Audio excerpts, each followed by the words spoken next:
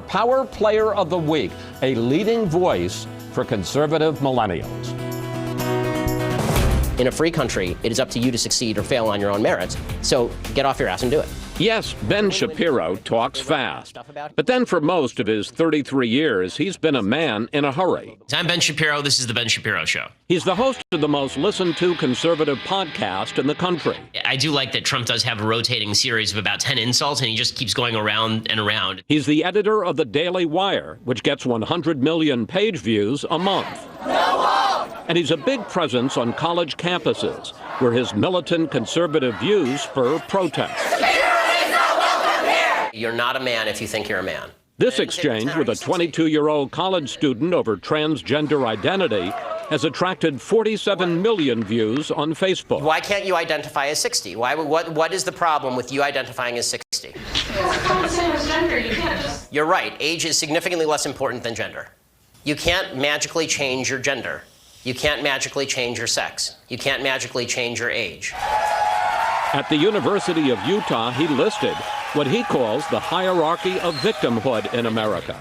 So it goes LGBTQ, and then black folks, and then Hispanic folks, and then women, and then Jews, and then Asians, and then way down at the bottom, white straight males. Right? Those are the people who are at the very bottom, and their opinions do not matter at all. Shapiro has been called the voice of conservative millennials. How are conservative millennials different from conservative baby boomers? By the time a lot of conservatives hit baby boomer age, there's a mentality that's set in that they're always losing, and that every choice, every political choice particularly, is a lesser of two evils choice. If you're a conservative millennial, I think that you tend to be a little bit more idealistic, just as younger people are generally.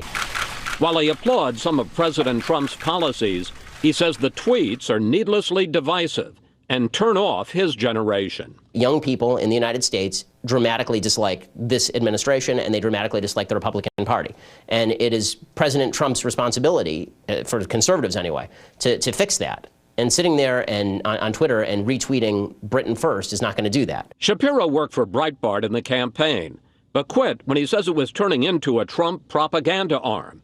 As for Steve Bannon, I think that Steve is very interested in being perceived as powerful, as being perceived as a mover and shaker. I don't think he's nearly as much of a mover and shaker as he wants to be seen as. As we said, Shapiro has always moved fast.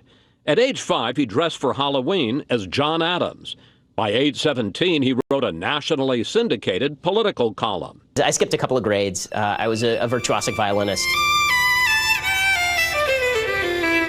I actually, when I went to college, thought that I was going to double major in genetic science and music. So I was always pretty driven. Things that I hate. And his only plan now is to keep pushing his special brand of combative conservatism. Sometimes the best way to get a message across is to just speak bluntly. And so I'm not going there to deliberately offend people. I'm saying things that I think are true with precisely the amount of verve I think necessary to convey the message. After our interview, I had one piece of advice for Shapiro. Try talking a little slower so some of us can keep up with him.